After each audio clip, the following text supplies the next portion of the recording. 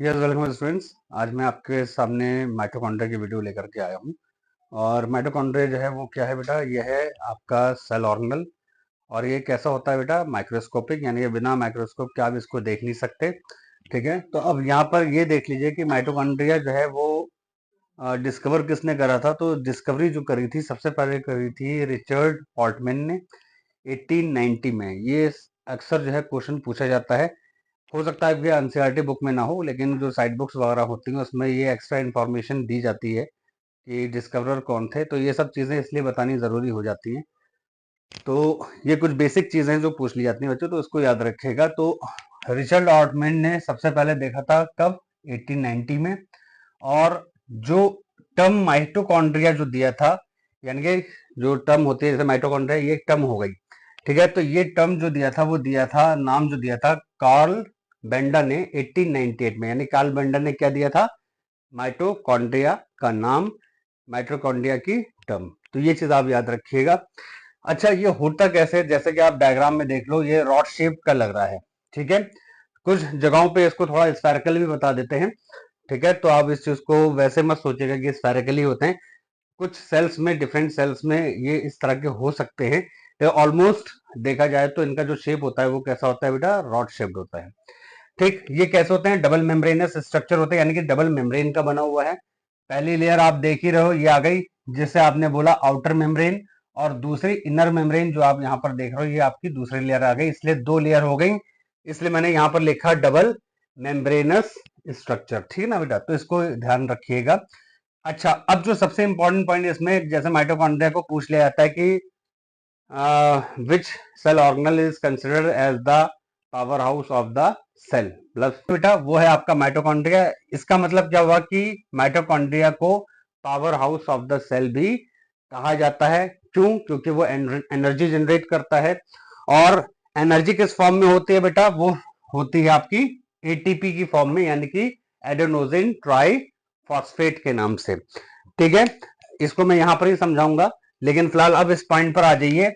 Mitochondria को aerobic respiration की side भी कहा जाता है। यानी कि एरोबिक रेस्पिरेशन जो है वो क्या होगा बेटा, आपका एरोबिक रेस्पिरेशन किसके अंदर पाया जाएगा, वो होगा माइटोकॉन्ड्रिया के अंदर।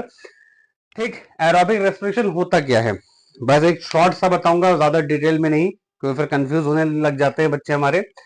तो एरोबिक का मतलब हो गया एयर से, ठीक है, यानी कि ऑक्सीजन। और रेस्पिरेशन का मतलब क्या होता है कि जिसमें आपका जो कॉम्प्लेक्स मॉलिक्यूल होता है, जैसे ग्लूकोज वगैरह होता है, वो टूटता है, ब्रेकडाउन होता है, किसमें, in the form of carbon dioxide, water and energy. ठीक, तो ये जो एरोबिक रेस्पिरेशन होता है, यानी कि जो ग्लूकोज का जो ब्रेकडाउन होगा, वो फूड का जो ब्रेकडाउन होगा, वो कहाँ होगा, वो होगा आपका माइटोकॉन्ड्रिया के अंदर। तो इसलिए हमने इसको क्या बोला कि it is the site of, क्या है, एरोबिक रेस्पिरेशन, क्योंकि ऑक्सीजन प्रेजेंट है इसलिए एरोबिक रेस्पिरेशन बोला गया है। अच्छा, फिर इसके अलावा और भी दूसरी बायोकेमिकल रिएक्शंस होती हैं। ठीक है, सेलुलर रेस्पिरेशन की जो यहाँ पर देखी जाती हैं, यानी कि many biochemical reactions in the cellular respiration takes place.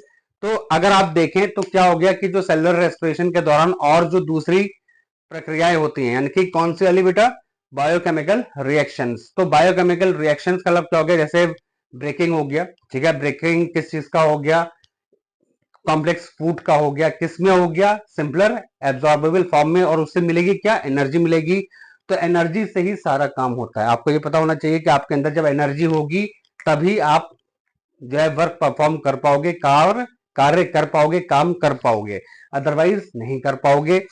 तो कहने का सेंस क्या हो गया कि जो माइटोकॉन्ड्रिया है, कंप्लीट एनर्जी प्रोड्यूसिंग हाउस होता है, एनर्जी प्रोड्यूस होती है, और वही फिर आपकी बॉडी के अंदर एनर्जी प्रोवाइड करती है, ताकि आप अलग अलग फंक्शंस परफॉर्म कर सकें। आपकी बॉडी के इंटरनल ऑर्गन्स और आउटर ऑर्गन्स सभी अपने कार्य सकुशलता पूर्वक कर सकें। ठीक है, अच्छा अब देखिए एक सबसे important point,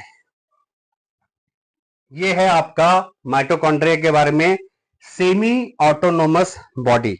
semi autonomous, autonomous का मतलब होता है जो अपने आप कार्य करने वाली हो। सेमी यानी कि हाफ कह लीजिए। यानी कि इसमें अब क्यों बोला गया इसके अंदर, क्योंकि माइटोकॉन्ड्रिया के अंदर खुद का, आप यहां पर क्या देख रहे हो, एक देख रहे हो राइबोसोम और दूसरा आप देख रहे हो डीएनए। तो राइबोसोम्स और डीएनए जो है वो इनके खुद के होते हैं, इनके अंदर खुद पाए जाते हैं। बाय चांस कभी ये कहा जाता है, सपोज कर लो अगर इनको हम सेल के बाहर निकाल दें तो ये क्या कर सकते हैं, सर्वाइव कर सकते हैं, रेप्लिकेट कर सकते हैं बिकॉज ऑफ द डीएनए। ठीक है, और सर्वाइव क्यों कर पाएंगे, क्योंकि यहाँ पर राइबोसोम्स हैं, राइबोसोम से प्रोटीन सिंथेसिस होती है। तो ये पॉइंट आपको याद रखना है।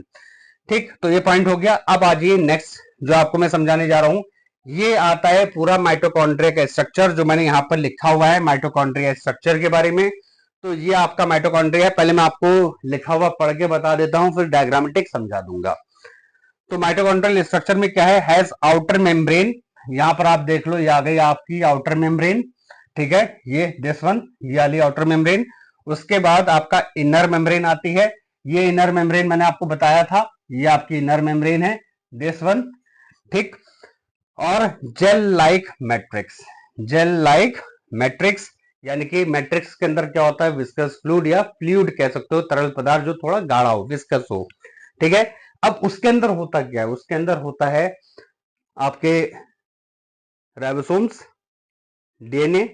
ठीक है, और साथ ही साथ इसमें अगर आप देखें तो क्या दिखाई देगा आपको, ऑक्सीसोम्स, जिसे एफएन पार्टिकल के नाम से भी जाना जाता है। इसके अंदर जो मैट्रिक्स के अंदर आप देख रहे हैं, तो बाकी फॉस्फोलिपिड्स वगैरह भी आपको इसके अंदर बीच में जो आपके जो दोनों लेयर्स हैं उनके बीच में पाए जाते हैं। फिलहाल आप इसमें अभी 9th क्लास के हिसाब से बस ये याद रखिए कि राइबोसोम्स और डीएनए ये सब चीजें इसके अंदर पाई जाएंगी। किसके अंदर, माइटोकॉन्ड्रियल मैट्रिक्स के अंदर, जो कैसा है, जेल लाइक विस्कस फ्लूइड है। अब आ जाइए नेक्स्ट पॉइंट, इसमें आपका इनर एंड आउटर मेम्ब्रेन। तो ये जो पॉइंट लिखा है कि inner and outer membrane is separated by the inter membrane space, यहां पर इंटर मेम्ब्रेन स्पेस जो कि भरा हुआ है किससे, प्रोटीन्स और फॉस्फोलिपिड से। अब इसको समझ लो बेटा क्या है, ये आप देख रहे हो आउटर मेम्ब्रेन, ठीक है ना, दिस वन, और ये है आपकी इनर मेम्ब्रेन। ठीक, अब इनके बीच में ये जो लाल लाल मैं निशान बना रहा हूं, ये क्या है, स्पेस है। ठीक है, इसे आप क्या बोलते हो, इंटर मेम्ब्रेन स्पेस, जो मैंने ये लास्ट पॉइंट में लिखा हुआ है। तो इसका मतलब समझ लो कि इसके अंदर जो स्पेस आ गया, इसमें भी कुछ ना कुछ होगा। अब वो क्या होगा, वो मैंने अभी आपको बताने की कोशिश करी कि उसमें क्या होगा, प्रोटीन्स और फॉस्फोलिपिड्स। तो मतलब ये चीज आपको याद रखनी कि इस इंटर मेम्ब्रेन स्पेस के अंदर जो आउटर और इनर मेम्ब्रेन के बीच वाला जो स्पेस है, उसमें क्या पाया जाएगा, उसमें पाया जाएगा प्रोटीन्स और फॉस्फोलिपिड्स।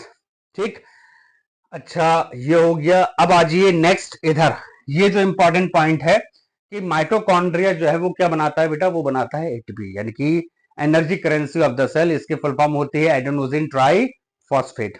ठीक, इसको एनर्जी करेंसी ऑफ सेल क्यों कहा गया, यानी कि सेल के अंदर ऊर्जा प्रदान करने वाला जो मॉलिक्यूल है वो क्या है, एटीपी।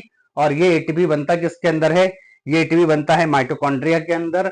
ठीक, अब इस पॉइंट को आप यहां पर देखो, जो ये जो बनाया गया है F1 पार्टिकल आप देख रहे हो, ये F1 पार्टिकल जो है वो क्या है, ये ऑक्सीसोम है, और इसका काम होता है क्या, एटीपी प्रोड्यूस करने का। ठीक है, with the help of electron transport system या इलेक्ट्रॉन ट्रांसपोर्ट चेन। ठीक है, तो ये यहां पर अभी जो मैंने यहां पर लिखा था ना कि बायोकेमिकल रिएक्शन, तो ये बायोकेमिकल रिएक्शन वही आ गई कि जो एटीएस जो है, यानी कि इलेक्ट्रॉन ट्रांसपोर्ट सिस्टम जो चल रहा है इसके अंदर, वो हेल्प किसमें कर रहा है, in the formation of adenosine triphosphate. ये भी तो यहाँ पर बेटा आपको ये समझ में आ गया कि जो एक्सोसोम्स है वो इलेक्ट्रॉन ट्रांसपोर्ट चेन को परफॉर्म कराने में हेल्प करता है, जिसकी वजह से एटीपी यानी कि एडेनोसिन ट्राइफॉस्फेट का फॉर्मेशन होता है, और यही एनर्जी जनरेट करता है किसके अंदर, सेल के अंदर। और जो माइटोकॉन्ड्रियल मैट्रिक्स है, जो आप ये पूरा बीच का जो पार्ट देख रहे हो, फ्लूइड वाला, जेल वाला, इसके अंदर क्रेब्स साइकिल होती है। अब ये क्रेब्स साइकिल क्या होती है, ये आपको हायर क्लास में पढ़ाया जाएगा, यहां तक के लिए सफिशियंट है। अब आ जाइए फंक्शंस में, तो फंक्शंस को ध्यान से सुन लीजिएगा कि फंक्शन में माइटोकॉन्ड्रिया क्या करता है, कन्वर्ट करता है किसको, फूड को, यानी कि फूड को कन्वर्ट करता है किसमें, एनर्जी में। ये आपको मैं सारा बता ही चुका हूं। सेलुलर रेस्पिरेशन के अंदर क्या होता है, ठीक है, aerobic respiration in the presence of oxygen, food जो है वो क्या हो जाएगा, ब्रेकडाउन होगा किसके अंदर, कार्बन डाइऑक्साइड, वाटर और एनर्जी के अंदर। और वो एनर्जी आपकी जो है वो रिलीज होकर के कहाँ आएगी, हमारी बॉडी के अंदर, सेल के अंदर, ताकि सारे के सारे जो आपके फंक्शंस हैं वो परफॉर्म किए जा सकें। ठीक है ना, ये पॉइंट क्लियर हो गया होगा। अब आ जाइए next, helps in cell growth and multiplication. हर काम को करने के लिए, होने के लिए ऊर्जा की जरूरत है। ठीक है, एनर्जी की जरूरत है। तो यहाँ पर जो सेल ग्रोथ हो रही है उसमें भी एनर्जी चाहिए, ऊर्जा चाहिए, और जो उसका मल्टीप्लीकेशन हो रहा है, जो उसकी बढ़ोतरी होगी, उसके लिए भी एनर्जी चाहिए। तो ये सारी एनर्जी कहां से आ रही है बेटा? वो आ रही है माइटोकॉन्ड्रिया से। और माइटोकॉन्ड्रिया में किस वजह से हो रही है? Because of the production of the ATP. ठीक, तो ये चीज क्लियर हो गई। यही सेम पॉइंट आपका यहां भी लग जाएगा, हेल्प इन सेल डिफरेंशिएशन, यानी कि 1 से 2, 2 से 4, 4 से 8, इस तरह से जो डिफरेंशिएशन होगा सेल का, उसमें भी लार्ज अमाउंट ऑफ एनर्जी की जरूरत पड़ती है। ये सारी एनर्जीज कहां से निकल करके आ रही हैं? माइटोकॉन्ड्रिया से। क्यों? क्योंकि उसके अंदर एटीपी जनरेट हो रहा है, जिसको हम energy currency of the cell के नाम से भी जानते हैं। तो ये आज की वीडियो, ठीक है। फिर नेक्स्ट में न्यू टॉपिक के साथ, ठीक है। लाइक और सब्सक्राइब जरूर करें, कमेंट करें अगर कोई सजेशन है। Okay, thank you very much students.